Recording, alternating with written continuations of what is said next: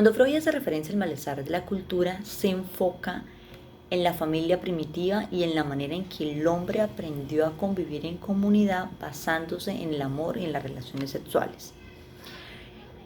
Pero al basarse netamente en eso se convertían en personas vulnerables ante el menosprecio, engaño e inclusive la muerte de sus seres queridos. Señala que algunos mortales siguen siendo muy dependientes de su erotismo sexual y de lo que ellos llaman amor.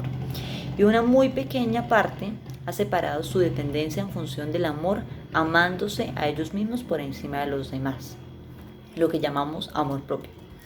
De acuerdo a lo anterior, Freud define el amor como el vínculo que unió al hombre y a la mujer en una familia basándose en las necesidades genitales. ¿Por qué en las necesidades genitales? Porque en vista de que veían que podían disfrutar de las relaciones sexuales, pues no se querían separar el uno del otro. Pero también se le atañe al amor, al vínculo familiar que existe entre padres e hijos, hermanos, amigos, etc. Este se le designa amor de meta inhibido. Teniendo en cuenta esto, con el paso del tiempo la cultura empieza a tener un choque con el amor, porque empiezan a aparecer tabús con respecto a la cultura, con respecto a la religión, y la vida sexual empieza a tener ciertas limitaciones. Sumado a esto, también afecta la estructura económica frente a la sociedad y a la libertad social.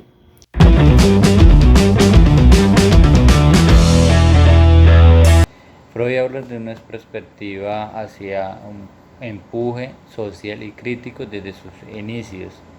También habla sobre unos aspectos sociales empleando los mismos conceptos que sirvieron la clínica y la terapéutica. Actualmente continúa sirviendo el análisis social cultural, aunque desde una perspectiva inversa. El sujeto y la sociedad actual comprime entre los discursos científicos y su discurso capitalista.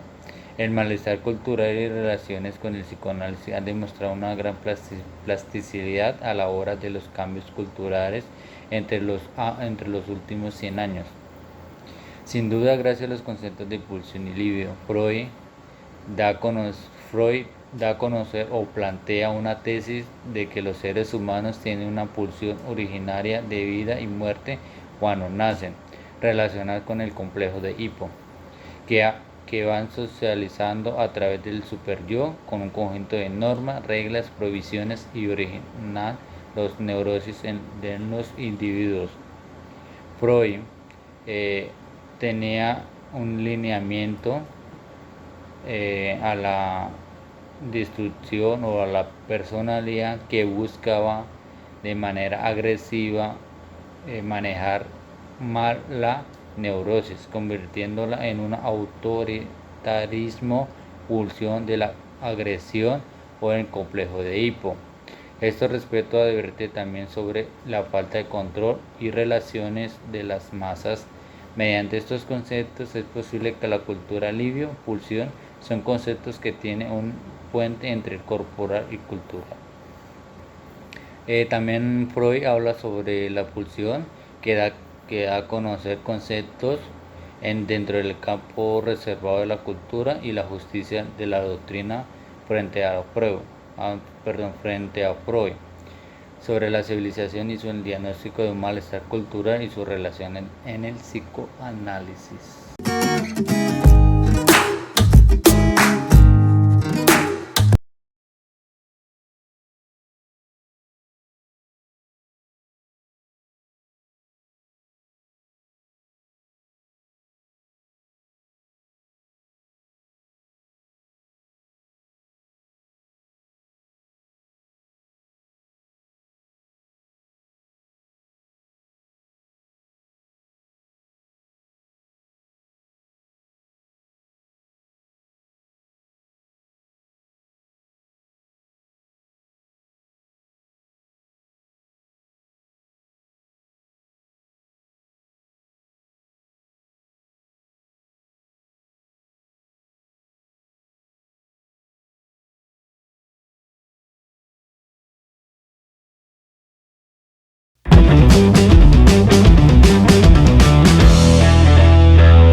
Anteriormente, mi compañera les hablaba del enamoramiento. El trecho que separa el enamoramiento de la hipnosis no es muy grande. Esto debido a que se vive la misma sumisión humillada y la obediencia que se tiene hacia el hipnotizador como hacia el objeto amado. En este caso, en la hipnosis todas las constelaciones son más nítidas y acusadas, de suerte que sería más adecuado elucidar el enamoramiento partiendo de la hipnosis que no a la inversa. Por otro lado, Freud, el padre del psicoanálisis, utilizó la hipnosis durante sus primeros 10 años de carrera, lo cual fue del año de 1886 a 1896. Freud descubrió la hipnosis cuando estudiaba medicina, viendo a un hipnotizador de espectáculos llamado Hassel. Freud utilizó la sugestión hipnótica para tratamiento de la neurosis.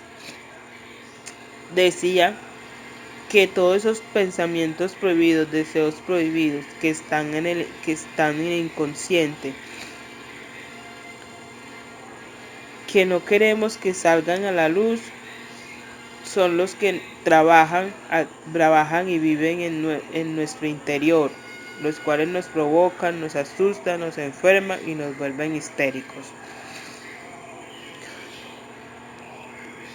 Freud abandonó la hipnosis para formular su teoría del psicoanálisis.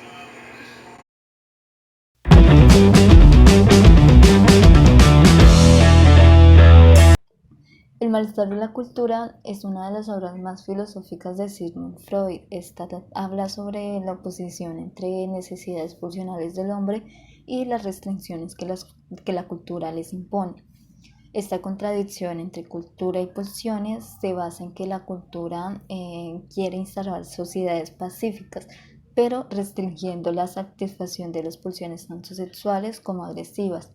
Entonces, en consecuencia de estas restricciones, las pulsiones terminan convirtiéndose en un sentimiento de culpa. Para Freud, la cultura solo puede realizarse en plenitud cuando sofoca los instintos más primarios del hombre. Entonces la cultura vive en constante malestar porque la única manera de que éste exista es que el hombre se reprima. Esto en consecuencia de las represiones que la cultura impone, pues por así decirlo, son psicológicamente graves, ya que pues el ser humano entra en un estado de neurosis y enferma de pura represión. Entonces el sentimiento de culpa no solo reprime los instintos, sino que a su vez los castiga desde dentro y pues convierte al ser humano en un ser temeroso y maleable, es decir, en un hombre miedoso, blando y dócil. Ahora bien, el enamoramiento y la hipnosis, aquí Freud diferencia al interior del complejo de Edipo dos tipos de corrientes libidinales. Entonces está la corriente tierna, que son pulsiones de meta inhibidas, y está la corriente sensual, que son pulsiones de meta directamente sexuales no inhibidas. Estas corrientes se separan en la infancia y se unen en la pubertad. Aquí pues es donde se sintetiza por primera vez el amor celestial y el amor de terreno. Lo que ocurre en el enamoramiento es que el objeto está sobreestimado debido a que el objeto es tratado como el yo propio. Esto volcando sobre el objeto de amor lívido narcisista. Entonces, es decir, que el objeto sirve para sustituir un ideal propio que no fue alcanzado. Entonces, cuando el objeto acaba poniéndose en el lugar del ideal del yo, el yo del sujeto se resigna y pues este acaba por volverse más modesto. Entonces, aquí se dice que el objeto ha devorado al yo. Entonces, para la identificación, el yo se ha enriquecido y el objeto ha sido puesto en el lugar del yo. Y para la idealización, el yo se ha empobrecido y el objeto se ha puesto en el lugar ideal del yo. Como mencionaba mi compañera anteriormente, la brecha que separa el enamoramiento de la hipnosis no es muy grande. Entonces, entre las coincidencias que encontramos es la misma sumisión humillada, igual obediencia y falta de crítica hacia el hipnotizador como hacia el objeto amado. Pero por otro lado, tenemos que el vínculo hipnótico es una entrega enamorada. Esta excluye toda satisfacción sexual, mientras que en el enamoramiento la satisfacción sexual se pospone solo de manera temporal y esta permanece en el trasfondo como meta, pero para más tarde.